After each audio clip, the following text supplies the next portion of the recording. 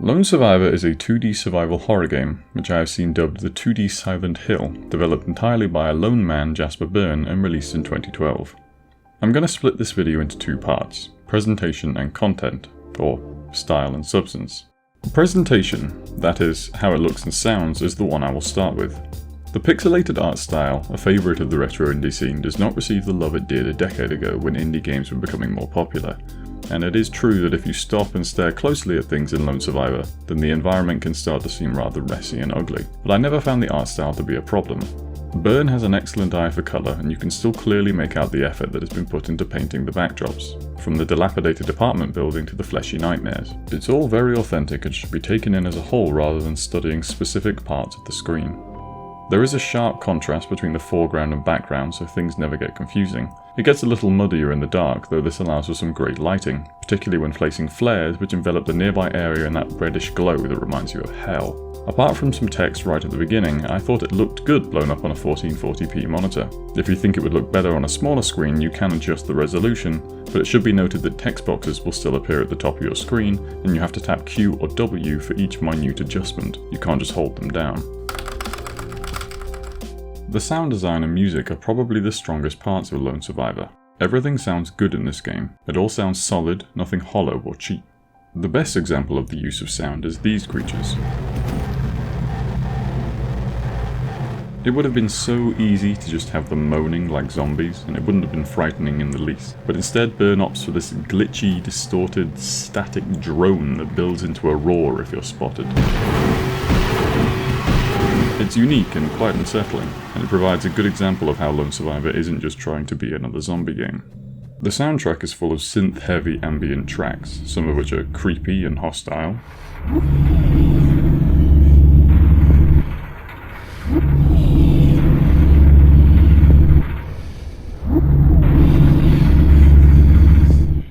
And some of which are more relaxing, but still leave you rather on edge.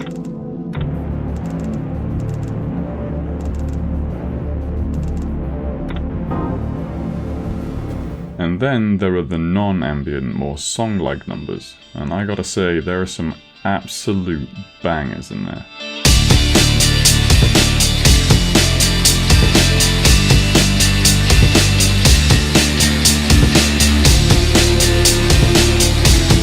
It's an excellent soundtrack, and has me once again asking the question, why are so many solo indie devs so good at composing music? Is that a requirement now?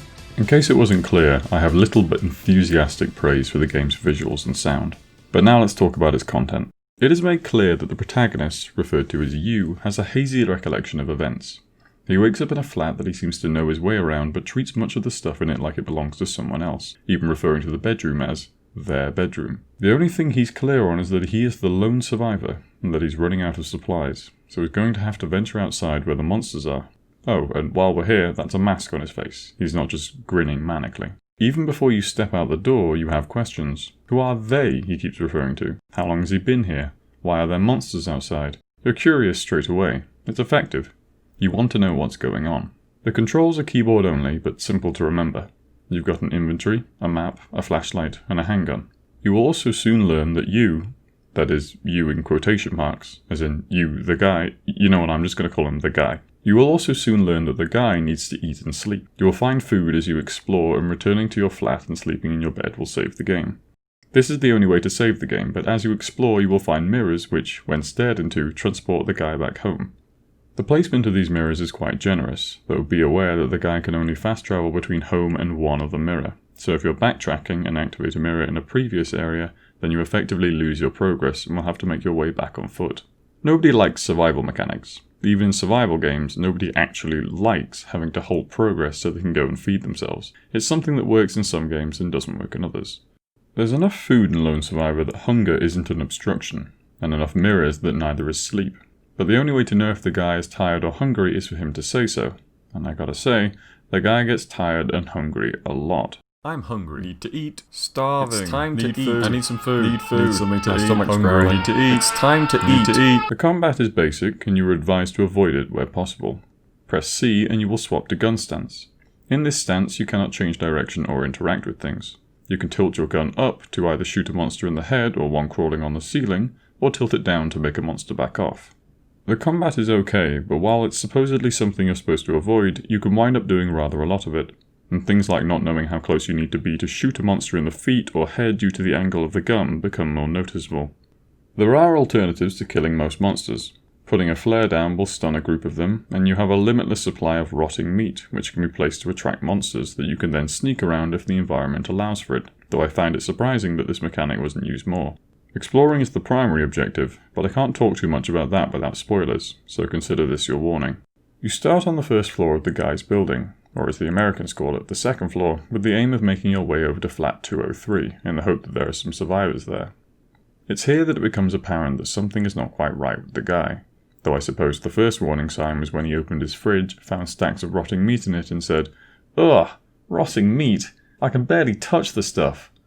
I'll take 6. In flat 203 you find 3 people enjoying a party, seemingly oblivious to the state of the outside world. The host, Chi, asks you to come out onto the balcony where she offers you a handgun. When you take it, Chi disappears, and when you head back into the party, you find only corpses and monsters. Once again, you're curious. You're left asking, what is going on? Except, the guy will have several strange and cryptic hallucinations throughout the game, and until you reach the very end, you will be little closer to answering that question. A vague and indefinite plot can work to draw people in. Keeping answers just out of reach keeps the story intriguing and the audience interested. But in doing so, it is essential that the audience is also sometimes rewarded with answers, even if, in fact even better if, those answers lead to new questions. To not do this not only sacrifices interest, but also suggests that the plot is overusing cryptic mystery to hide the fact that its story is not as deep or as complex as it is pretending to be. This is ultimately how I felt about Lone Survivor's story, which is a big disappointment to me because I was expecting a lot more.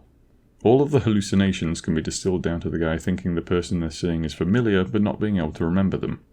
Initially, I thought these conversations were supposed to be disjointed to represent his fragile mental state, and maybe that is it. But after a while, I couldn't read the dialogue without imagining Oblivion NPC music behind it.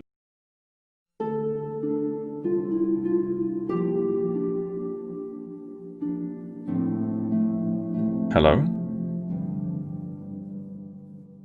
How did you get in there? Are you okay? How can I get you out? Who did this to you anyway? Why did you come here? I never wanted you to find me. Not like this. What do you mean? I've never been here before. Who are you, anyway? Yeah, that's right. I'm no one. So, leave me alone.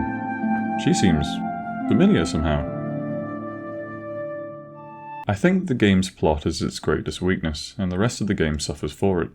There are plenty of games beloved by myself and the gaming community at large with simple, basic, even weak gameplay, but are still rated highly because of their stories. Obviously, there are games that are good at both, but if one isn't the focus, then the other probably is. There's no doubt that Lone Survivor is the story-focused kind.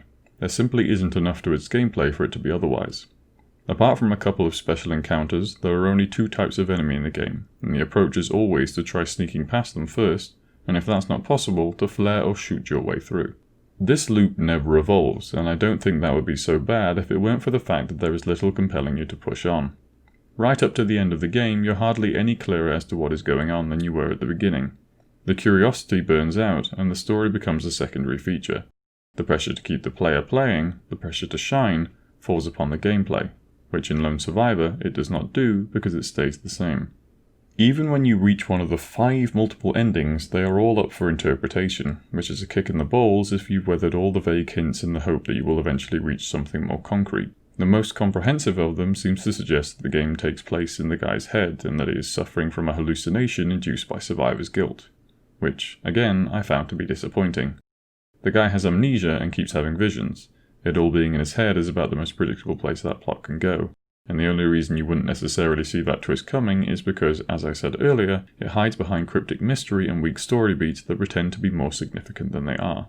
How your ending is decided, I'm not a big fan of either. I was going to give a brief overview on why I'm generally not the biggest fan of multiple endings, but it became apparent that that was a whole other topic and would distract from the focus of this video, so I'll just stick to specifically what I disliked about this game's. Just about every action you take will in some way contribute to which ending you get, including things like reading your diary, examining your revolver, and whether or not you killed enemies. I particularly hate when you are punished in games for killing something that is trying to kill you. You're not a bad guy for defending yourself, and I consider it a cheap take on morality to suggest that you should always seek a non-violent option despite the circumstances. Again, I don't want to stray off topic into my general dislike of this stuff, so I'll just say that I don't think that there is any reason for half of these factors to decide your ending. I got a D rank, which is apparently the highest you can get for the blue ending, and it was probably significantly lowered by all the monsters that I killed. Monsters that gave me no reason to believe that killing them was a bad thing. If anything, permanently putting down savage threats would do more for your peace of mind. So that's that. I wanted to like this game a lot more than I did. It's been sitting in my library for years, and perhaps in that time I allowed my expectations, especially for its story, to grow too big. I've never played a Silent Hill game, to my great shame, but from what I know of the series, I don't think the 2D Silent Hill is an apt moniker for Lone Survivor. I was originally hoping to get this out in October, not long after Nosferatu, the plan being to cover 2 short spooky games in Spooktober, but I found writing the script for this one much harder. There's been more negativity in most of my videos than I would like there to be, and I particularly don't like to rag on the creations of lone developers or small teams, especially when a lot of effort has clearly gone in, and I think that's why it's been slow going. It took so long that just before I finished the script, Jasper Byrne unexpectedly and coincidentally announced Super Lone Survivor, a remake of the original game to come out in 2021, so I might take a look at that. You never know.